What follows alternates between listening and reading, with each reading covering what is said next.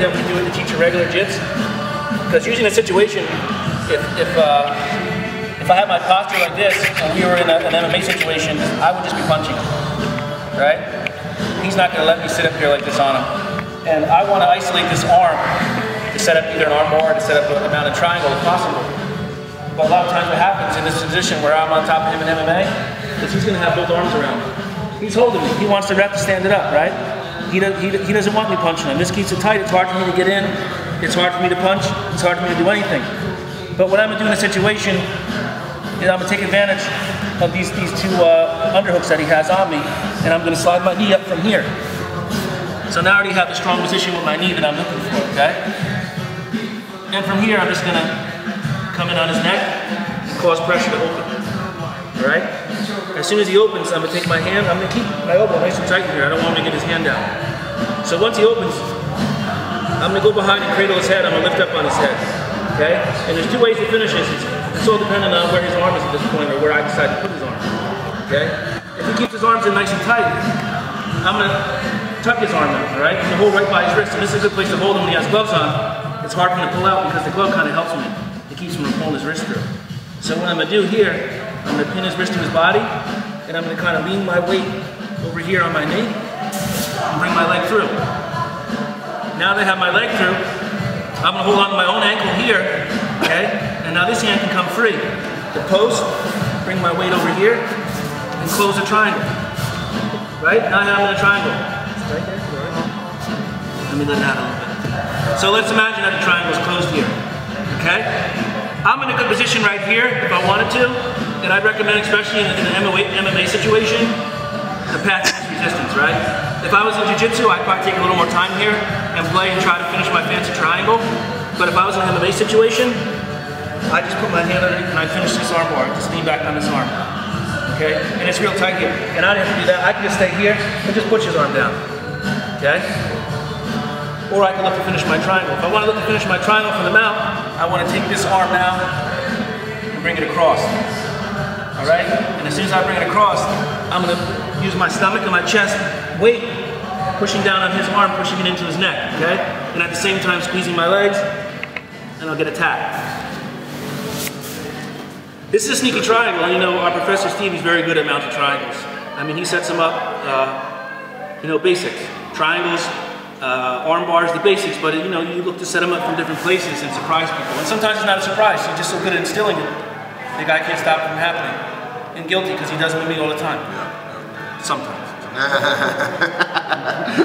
So again, you guys can do a little different who aren't wearing gloves, but for the guys that are wearing gloves, we're just going to simulate that I'm in a mounted position, and this guy, he's not going to let me posture up. He doesn't want me to posture up. If I posture up, bop, bop, bop, good night. So he's going to try to hold me down, and you guys see this all the time. This happens a lot in MMA. So I can use weight on him with my chest to make him uncomfortable, but that's not what we're looking to do here. The reason I would put some weight on him at this point is so when I go to slide my knee up, I have some kind of base so he doesn't look the bump, okay? Sometimes you get a little firecracker and you're just bumping and bumping and bumping. So now in this situation here, same thing. He's got his underhooks, and I'm gonna take advantage of the underhooks, and I can this time, depending on, let's say before how I said, I go on his neck to open him up. You can also can opener, you can bring his head up, right? So that way when I slide up, I already have his head lifted up. But that might not open his arms. So I'd still have to take my arm out and go on his neck to cause pressure to break that, okay? So we'll go from here. He's got double unders. I'm gonna slide up. If his arms are still locked closed when I slide up, I'm just gonna put pressure on his neck to open him up. As soon as he opens up, I'll scoop up his head, okay? Use my other hand, pin his arm in, control his wrist. I'm gonna lean my weight over this way on my knees, okay? And I can put my elbow to the mat too, as long as I have space to hold the head for my post. Lift up. Come all the way around, and this hand slides to my ankle, right? Now this hand's gonna post, and I'm gonna lean my weight over this way, and make space for my leg. Pass his knee over, hold my weight, squeeze, tap.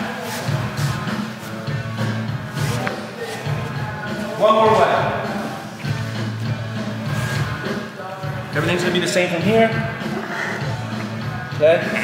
Slide my knee up. Keep my elbow nice and tight next to his leg, and this way I can control his arm, okay? This time, I swing this in. I still keep my elbow on my leg because I want to keep his arm trapped in here, okay? So I keep my elbow in there, I go on his face, I open. All right?